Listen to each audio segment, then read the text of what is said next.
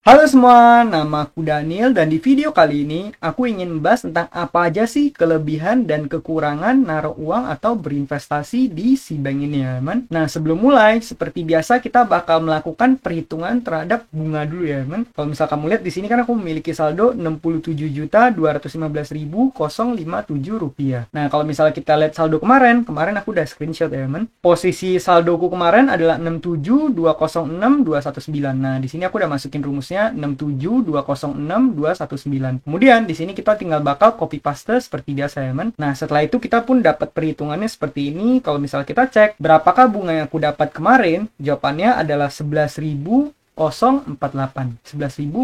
rupiah. Kalau di aplikasinya di sini 11.047 rupiah, men. Ini cuma beda dikit mungkin karena faktor pembulatan ya, men. Nah, kalau misal pajaknya di sini 2.210, kalau misalnya di aplikasinya 2.209. Dan ending balance-nya ada di angka 67.215.057 rupiah. Kalau misal kita cek sini 67.215.057 rupiah sama ya, men. Jadi gitu ya cara untuk melakukan perhitungan berapa sih bunga yang kita dapat kalau kita naruh uang di si bank ini. Kalau misalkan kamu masih bingung, kamu bisa download sheet ini ya. Di sini aku udah masukin rumusnya, teman. Oke, kita bakal mulai. Apa aja sih kelebihan-kelebihan dari si bank ini? Yang pertama, aplikasinya udah berizin OJK. Jadi seperti yang aku udah jelasin di video sebelumnya, ini merupakan faktor yang paling penting ya, teman. Dimana kalau misal suatu aplikasi itu belum memiliki izin dari OJK, sekeren apapun aplikasinya, aku nggak akan sama sekali masukin danaku. Aku nggak mau meresikokan uangku untuk masukin platform yang ilegal di Indonesia ya, men. Pastikan kamu juga mengikuti teknik tersebut. Berikutnya, pendaftaran mudah dan cepat. Ini aku suka banget. Kalau nggak salah waktu itu aku daftar dan juga beres di area yang sama, aku langsung bisa menggunakan aplikasi si bank ini. Nah, poin berikutnya adalah aplikasi super simple dan straightforward. Kalau misal kamu lihat, aplikasinya emang nggak banyak ini itu ya, men. Kalau misal kamu buka, di sini cuma ada di halaman utamanya bisa ngecek uang, terus berbagai macam fitur yang bisa kamu pakai, misalnya transfer uang, bayar tagihan, top up, kemudian deposito, kemudian referral, terakhir pinjam. Dan nggak ada fitur ini itu lagi, semuanya hanya seperti ini aja ya teman. Berbeda dengan neobank. Kalau neobank kan ada fitur gamesnya lah, terus kamu juga bisa berkunjung ke halaman teman kamu lah, ngambilin koin yang nanti bisa tukar sama reward, terus juga promonya ada banyak banget tipenya, terus ada neo fortune dan segala macamnya. Kalau di sini aplikasinya ini super straightforward, super simple, kamu login langsung masuk seperti ini ya teman. Aku pribadi aku lebih suka aplikasi yang simple dan straightforward, makanya aku naruh uangnya di si bank ini ya teman. Berikutnya, aplikasinya udah well optimized, gak pernah crash. Jadi walaupun aku menggunakan HP Android yang gak canggih-canggih banget, tapi di sini semuanya berjalan lancar dan selalu gak pernah ada masalah sama sekali ya teman. Bahkan gak pernah crash sama sekali. Jadi menurut aku nih aplikasinya tergolong ringan dan ini yang aku suka dari aplikasi si bank ini. Berikutnya, ini punya backing quote di sini maksudnya adalah perusahaan di baliknya. Jadi di balik si bank ini ada perusahaan yang kuat yaitu si Group, di mana si Group itu juga membawahi perusahaan lain yang namanya Shopee ya. Kamu pasti tahu Shopee, setiap orang pasti berbelanja di Shopee ini ya, man. Walaupun aku pribadi kurang menggunakan fitur yang ada di Shopee karena aku pribadi nggak berada di Indonesia ya, man. Nah, karena ini dimiliki oleh si Group dan juga Shopee dimiliki oleh si Group, maka mereka itu satu ekosistem. Di sini kamu juga bisa terkoneksi dengan ekosistem Shopee. Bahkan kalau misalnya kita buka aplikasi Shopee di sini kamu langsung bisa ngecek berapa saldo yang kamu miliki di si bank ya, teman. Kalau misalnya kamu udah nge-link si bank kamu. Nih, kalau misalnya kita buka Shopee Pay kita, terus kita pencet saldo si bank, kita lihat bunga kemarin. Nih, kamu bahkan langsung bisa buka tabungan kamu ya, teman. Nih, si bank kemudian tabungannya sama ya, teman. Nih, sama persis ya, teman. 67.215.057. 67.215.057. Di sini ada berapa pendapatan bunganya dan juga sama ya, teman. Jadi ini aplikasinya emang udah tersinkron satu sama lain karena mereka udah satu ekosistem. Jadi ini merupakan salah satu kelebihannya juga, teman. Ini bisa memudahkan kamu buat kamu yang sering berbelanja di Shopee. Aku pribadi jarang belanja karena aku pribadi nggak berada di Indonesia, jadi aku nggak menggunakan Shopee ya, teman. Berikutnya, fitur keamanan bagus, sidik jari, biometrik, terus password dan PIN juga aman. Menurut aku ini udah oke banget ya, dimana fitur keamanannya bagus, bahkan bisa dibilang ketat banget. Aku juga masukin itu sebagai salah satu kelemahan, karena bahkan aku juga tahu ada salah satu subscriberku yang pernah menyampaikan karena dia salah verifikasi wajah sedikit, itu bisa sampai akunnya bermasalah dan dananya bisa nyangkut ya, teman. Maka dari itu sebenarnya fitur keamanan ini aman banget banget, tapi saking amannya bisa sampai merepotkan juga ya kadang-kadang emang. Tapi menurut aku itu bagus karena yang namanya bank harus mengamankan dana kita. Nah, di sini kamu bisa pasang sidik jari biometrik, artinya pas kamu login aja, kamu bisa hanya menggunakan sidik jari. Dan juga passwordnya itu kadang menggunakan PIN, kadang menggunakan password ya teman. Mungkin kalau kita transfernya agak banyak, kayaknya sih bakal disuruh untuk masukin password. Nah, aku suka banget ya, dimana keamanan itu penting banget buat aplikasi keuangan seperti ini. Poin berikutnya, ini yang kita andalkan dari si bank, poin paling penting dari semuanya, yaitu bunga yang relatif super tinggi. Untuk sebuah bank digital, ini termasuk lumayan tinggi ya men. Kalau misal kamu lihat, di sini aku tulis dibayar harian, ini yang sangat penting dari si bank. Dimana dengan kita melihat bunga harian ini, kita bakal semakin semangat. Contoh, kalau misal kita buka ke riwayat transaksi, terus kemudian di sini kita klik ke bagian bunga dan pajak. Nih, kamu bisa lihat ya, aku mendapatkan bunga terus 11.000, 10.000, 9.000. Lumayan ya, memang kita nggak ngapa-ngapain, cuma taruh uang di sini,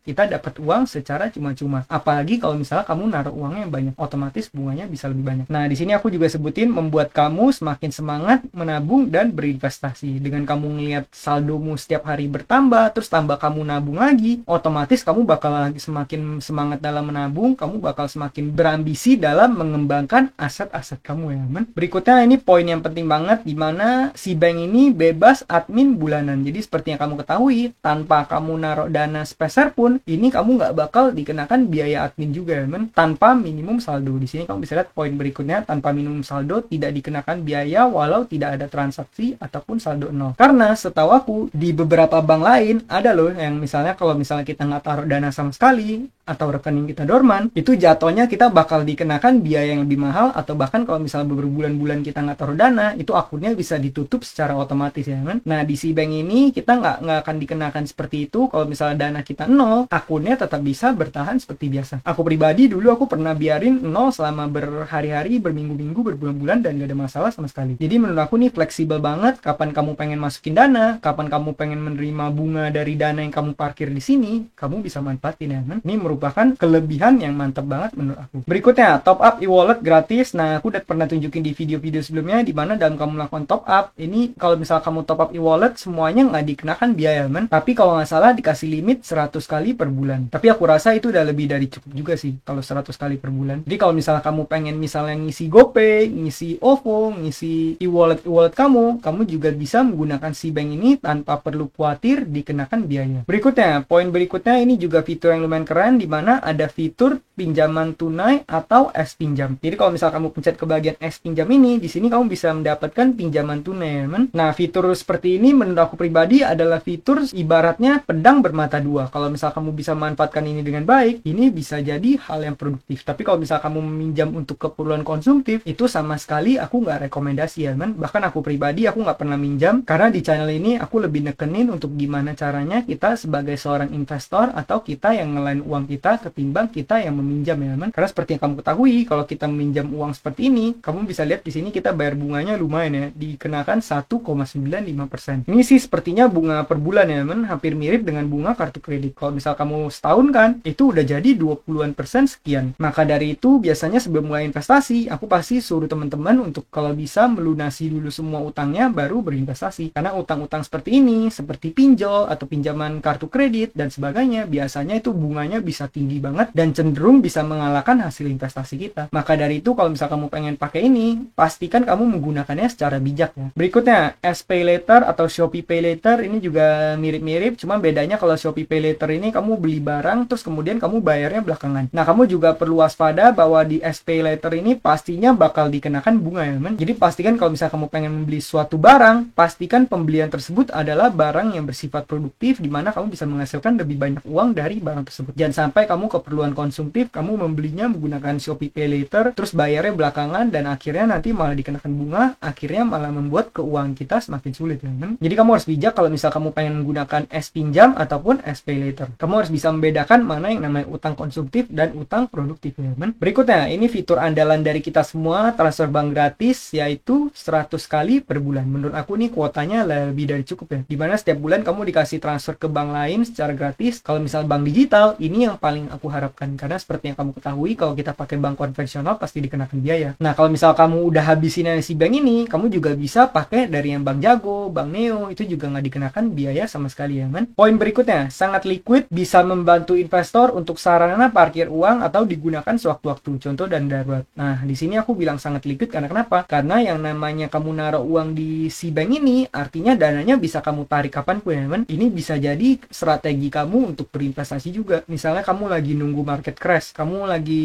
pengen parkir uang sementara, boleh juga kamu taruh uang kamu di sini sementara, nanti kan selama beberapa hari atau beberapa minggu dapat bunga lumayan banyak. Kemudian nanti tiba-tiba pas pasar saham lagi misalnya jeblok, misalnya ada krisis, ada saham yang kamu incar tiba-tiba harganya udah murah, kamu bisa menggunakan kesempatan tersebut untuk uangnya kamu tarik, kemudian kamu gunakan untuk membeli saham yang harganya sedang terdiskon. Atau kalau misalnya nggak di saham pun, misalnya di instrumen lain itu juga bisa ya. Misalnya tiba-tiba kamu ketemu properti yang salah harga, kemudian kamu pengen langsung mengerahkan uangmu, ya kamu bisa, karena ini yang namanya kita naruh uang di bank, ini sifatnya sangat liquid. Kecuali kalau misalnya kamu taruh di deposito, itu nggak bisa ya, dananya bakal dikunci, walaupun bunganya ya mungkin 1% lebih tinggi. Berikutnya di sini program referral cukup menarik, dimana kalau misalnya kita buka ke bagian referral di sini, nih kalau misalnya kamu ngundang teman, kamu bisa dapat uang ya. Di sini aku memiliki 25.000, kalau misalnya aku pencet klaim di sini, aku langsung mendapatkan 25.000 secara gratis karena ada teman-teman yang mendaftar menggunakan kode referralku. Kalau kita reload di sini, harusnya nanti bakal bertambah langsung 25.000 setelah beberapa saat ya. Poin berikutnya yaitu customer service bagus, call center tanggap. Nah, ini sebenarnya aku pribadi belum pernah mencoba ini ya, teman, karena aku pribadi belum mengalami kendala selama beberapa bulan untuk berinvestasi di si bank ini. Namun, ini aku tahu dari salah satu subscriber kita, kamu bisa baca di salah satu komen yang ada di channel ini ya, teman. Kamu bisa baca dari Kak Sahil TV ini, di sini salah satu testimoni mengenai customer service yang tanggapinya, di mana di sana waktu itu ada mengalami kendala, namun segera bisa diresolve dengan sangat baik oleh tim customer service. Nah, bagi kamu yang punya pengalaman lain, kamu juga boleh tulis di kolom komentar supaya bisa jadi referensi buat teman-teman kita yang baru pengen berinvestasi ya. Nah, jadi itu adalah kelebihan-kelebihan dari si bank ini. Walaupun aplikasi yang memiliki banyak kelebihan, tapi pastinya ada juga kelemahannya, men. Yang namanya aplikasi nggak ada yang sempurna. Apa aja sih kelemahannya? Yang pertama, metode top up sedikit. Nggak bisa top up dengan virtual account seperti Neobank. Nah, seperti yang kamu ketahui, kalau kamu pengen top up di si bank ini, caranya hanyalah kamu transfer dari bank lain, contohnya dari BCA, atau misal kamu pengen transfer dari Neobank dulu. Nah, nggak ada metode transfer di mana kamu bisa langsung bayar menggunakan virtual account BCA ya. Seperti yang kamu ketahui, kalau di Neobank kan kita bisa melakukan seperti itu. Kalau kita bisa menggunakan VA BCA seperti itu, kita nggak bakal dikenakan biaya sama sekali. Maka dari itu, biasanya aku dalam mengisi si bank pun, aku biasanya dari BCA aku masukin ke Neobank dulu supaya nggak kena biaya, baru Neobank aku transfer ke si bank supaya terhindar dari biaya admin saat kamu masukin dari BCA langsung ke si bank. Seperti itu ya, teman. Poin berikutnya, belum ada kartu fisik, nggak bisa tarik tunai melalui mesin ATM. Jadi mungkin bagi sebagian teman-teman ini sangat pengaruh, cuman bagi aku pribadi, aku nggak gitu memerlukan kartu fisik karena aku pribadi juga bahkan nggak sedang di Indonesia ya, teman. Jadi aku nggak gitu perlu untuk bisa menarik cash dari mesin ATM. Aku pribadi hanya menggunakan semuanya secara online ya, teman. Berikutnya, SPay Later dan S-Pinjam bunga besar. Nah, jadi dalam kamu menggunakan fitur SPay Later dan S-Pinjam ini, pastikan kamu lakukan pinjaman secara bijak. Jadi dalam meminjam, kamu harus benar-benar bisa membedakan mana yang merupakan hutang produktif dan mana yang merupakan utang konsumtif. Jangan sampai kamu terjebak di pinjaman-pinjaman yang bersifat konsumtif dan juga kamu terjebak sama yang namanya bunga, teman. Karena kalau misal kamu berlarut-larut terjebak dalam bunga seperti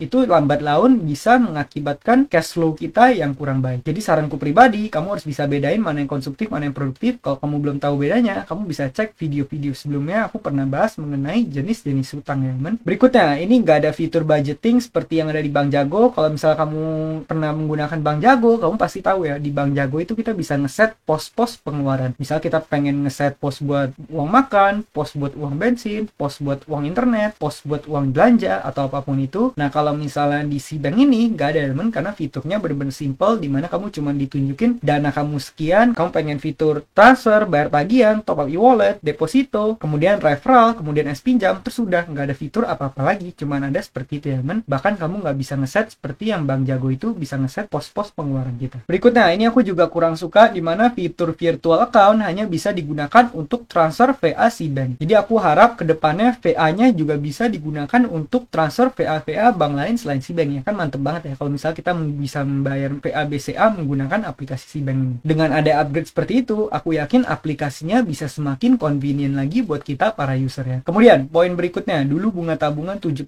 per tahun, sekarang hanya 6% per tahun. Untuk dapat bunga 7%, perlu yang namanya deposito di mana dana kita dikunci dengan tenor 1 bulan. Nah, kalau misalnya di zaman dulu, kita taruh di tabungan biasa aja itu bunganya udah 7% ya. Di zaman sekarang kita kalau taruh biasa bunganya hanya 6%. Nah, kalau misal kamu pengen dapat 7%, kamu harus taruh di deposito, dimana kalau misal kamu taruh deposito, ya ruginya dana kamu bakal dikunci. Seperti yang udah aku sebutin tadi kan, kalau misalnya kita pengen menggunakan si bank untuk sebagai parkir dana kita, atau dana darurat, atau dana yang sewaktu-waktu kita bakal pakai untuk investasi di suatu instrumen yang udah ada timing yang tepat, nah kita nggak bisa melakukan hal itu karena dananya lagi dikunci. Jadi menurut aku pribadi, kalau misal kita ambil deposito itu kurang worth it ya. Sekalian aja kalau mau deposito, kamu sekalian aja taruh di P2P lending ataupun menggunakan platform lain yang sebagai platform investasi. Berikutnya, lebih cocok untuk menabung bukan berinvestasi karena bunga tidak cukup untuk mengalahkan inflasi. Nah, seperti yang kamu ketahui, bunga yang kita dapatkan itu 6% per tahun. Di mana bunga tersebut bakal dipotong lagi sama yang namanya pajak. Pajaknya berapa? Pajaknya adalah 20% atau 1/5 dari 6%, yaitu 1,2%. Sehingga bunga bersih kamu tuh cuma sekitar 4,8%. Dan seperti yang udah kita bahas di video sebelumnya, angka inflasi itu kalau ditarik 15 tahun terakhir itu ada di angka 6% ya teman. Maka dari itu aplikasi ini lebih cocok buat kamu yang pengen parkir dana sementara aja, buat nanti misalnya kalau ada instrumen yang lain yang lagi salah harga atau under value, kamu bisa menggunakan dana kamu di sini langsung tarik, langsung investasi di instrumen yang salah harga tersebut. Nah, kalau misalnya si banknya sendiri, si banknya kurang aku rekomendasikan untuk investasi, lebih ke arah buat parkir uang ataupun buat setidaknya supaya uang kamu nggak digrogotin sama yang namanya inflasi aja ya man. Aku pribadi juga naruh uang di sini, nanti kalau misalnya ada instrumen yang lebih oke, mungkin aku bakal langsung masukin danaku. Ini hanya untuk jaga-jaga kalau misalnya bakal ada krisis ke depannya. Nah, kalau misalnya kamu pengen cari platform investasi, kamu boleh cek playlist yang ada di channel ini ya. Di situ aku udah bahas berbagai macam platform yang bisa kamu gunakan. Berikutnya, di sini nggak gitu ada banyak promo. Salah satunya promo yang bisa kamu manfaatin yang mungkin cuman bonus referral. Dimana tadi aku udah tunjukin gimana aku udah klaim 25.000 ya. Kalau kamu lihat di sini udah tambah plus 25.000. Bagi kamu yang baru mulai invest, boleh menggunakan kode referral ini ya. Berikutnya, ini yang terakhir, verifikasi wajah dan fitur pengamanan super ketat, dimana kalau misalnya kamu ada kendala, kalau misalnya kamu verifikasi wajahnya salah, itu bisa jadi akun kamu dikunci dan bisa jadi menjadi suatu kendala yang lumayan parah ya men. Kalau misalnya nanti terjadi seperti itu, kamu bisa lumayan repot untuk unlock akun kamu lagi. Jadi pastikan kalau misalnya kamu verifikasi wajah, lakukan semuanya dengan pencahayaan yang bagus, dengan benar-benar jelas, dan juga jangan sampai kamu sering-sering salah masukin password ya men, karena itu bisa jadi sangat fatal. Nah, ini bisa jadi suatu kelemahan, tapi menurut aku pribadi ini lebih ke arah kelebihan sih, karena yang namanya suatu aplikasi keuangan menurut aku pribadi ya lebih baik seperti ini, karena dengan seperti itu artinya aplikasinya lebih aman ya teman. Nah, mungkin sekian aja kelebihan kelemahan yang bisa aku sebutkan mengenai si bank ini. Kalau misalnya teman-teman merasa ada kelebihan atau kekurangan yang belum aku sebutkan, atau misal kamu punya pendapat kamu pribadi, kamu juga boleh tulis di kolom komentar. Nanti bagi komen yang sekiranya bisa bermanfaat buat teman-teman kita yang baru mulai invest, aku bakal pin komen dari teman-teman semua ya. Tujuannya supaya video ini bisa menjadi referensi buat teman-teman kita yang baru pengen menggunakan si bank, atau enggak buat teman-teman kita yang baru pengen naruh uangnya di si bank ini. Nah, mungkin sekian aja pembahasan kita pada kali ini mengenai si bank. Kalau misalnya kamu baru mampir, kamu boleh cek ke bagian playlist untuk review platform keuangan lainnya. Sekian video dari aku, semoga video ini bermanfaat, dan akhir kata jangan lupa untuk selalu